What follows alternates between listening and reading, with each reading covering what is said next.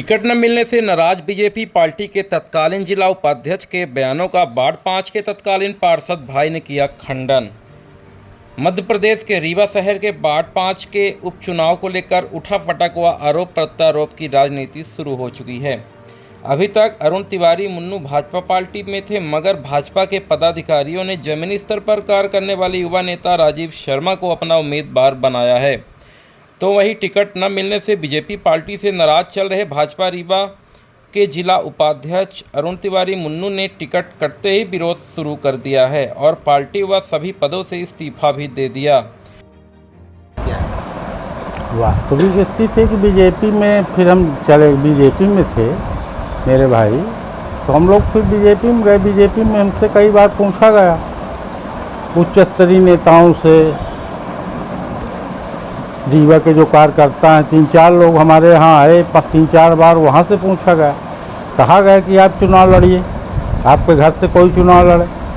हमने मना कर दिया कि जिस कार्यकाल में हमको सेवा का मौका ऊपर वाले ने छीन लिया, उसको हमको लेने दोबारा नहीं जाना भाई साहब। हाँ, आदरणीय ने हमारे 3-4 बार कहा, हमको लास्ट तक कहा कि क्यों नहीं लड़ रहे हो बताओ। हमने कहा भाई साहब इच्छा नहीं पड़ रही है। अभी ओबीसी चेहरा को लेकर जो बात हो रही है उसमें क्या कितनी सच्चाई है?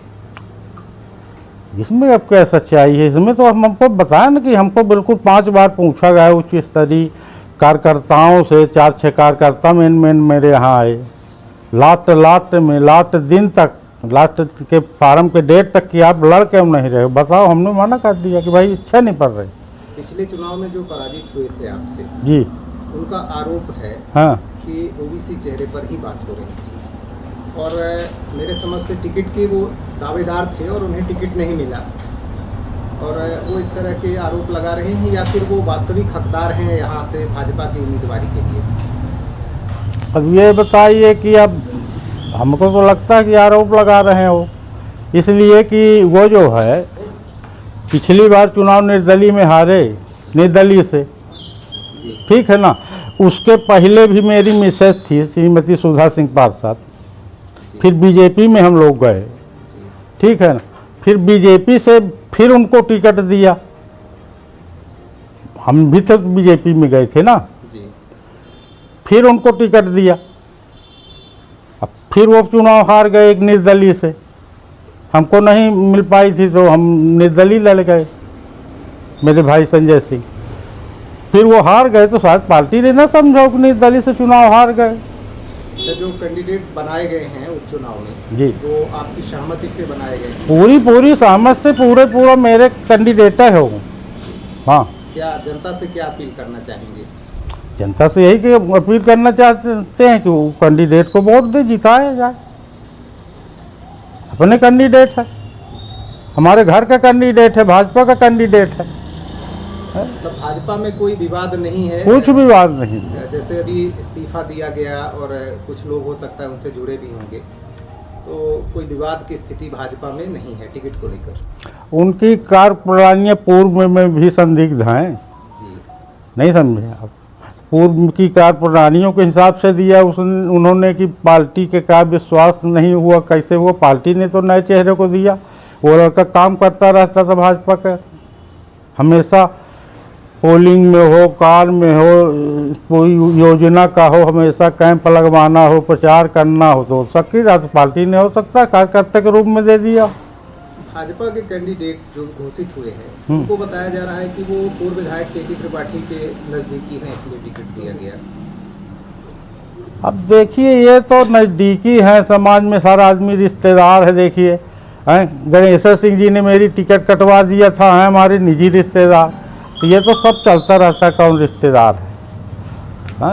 और रिश्तेदारी यहाँ नहीं हमको लगता है आई है। पार्टी के कार्यकर्ता जो पार्टी के काम करता था, भाजपा का कैंडिडेट जो होता था उसके पे समर्पित होकर कार्य करता था, वो पोलिंग से लेके पर्ची, पोस्टर, बैनर पहुंचाने तक। तो हमारे हिसाब से तो ऐसे कार्यकर्ता को टिकट दिया गया। मैं अपील करना चाहता हूं कि भारतीय जनता पार्टी की जो प्रत्याशी है वो अपने मोहल्ले का, घर का, भारतीय जनता पार्टी का, मेरे घर का सबसे यहाँ मोहल्ले का पुराने लोगों का, नए लोगों का, भारतीय जनता पार्टी का राजीव शर्मा नाम है उनका, वो कार्यकर्ता हैं भारतीय जनता पार्टी के, और सब लोग मिलकर उनको जिताए, यही मेरी अपील है। भाजपा में कब से काम कर रहे हैं आप? मैं भाजपा में 2014 से काम कर रहा हूँ।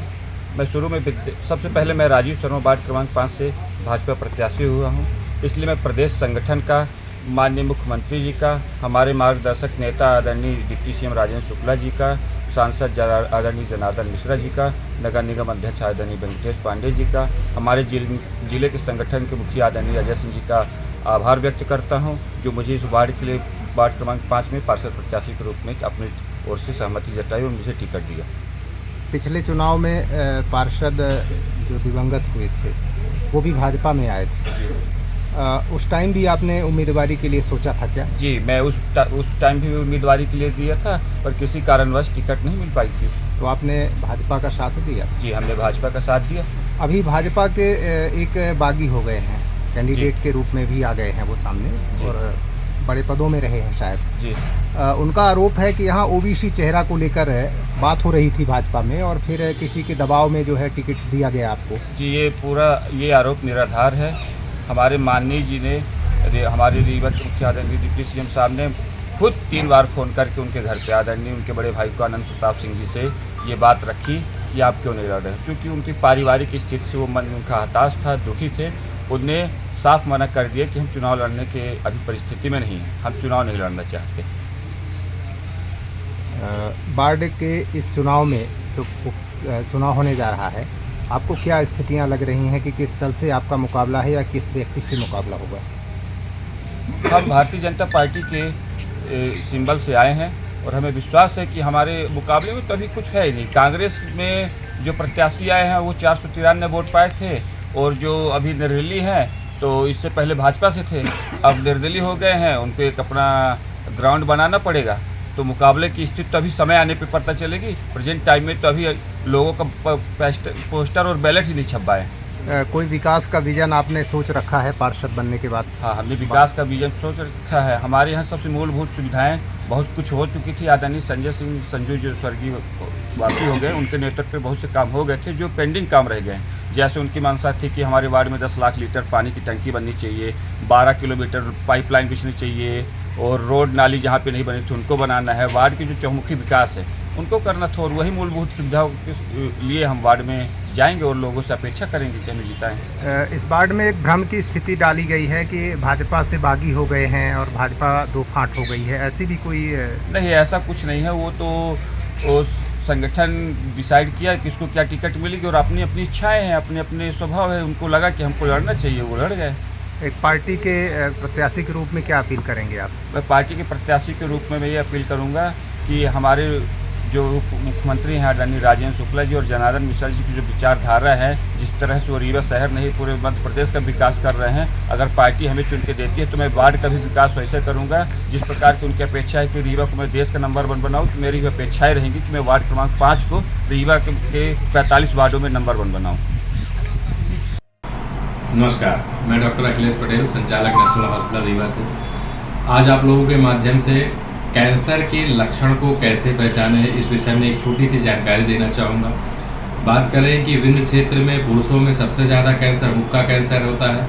मुख के कैंसर को कैसे पहचाने? कभी भी मुंह में या जबान में कोई भी छाले जो हफ्ते 10 दिन से ज़्यादा समय तक हैं, दवाओं से ठीक नहीं हो रहे हैं, तो अपने नज़दीकी चिकित्सक को ज़रूर दिखाएं। हो सकता है वो बड़ी गठान हो।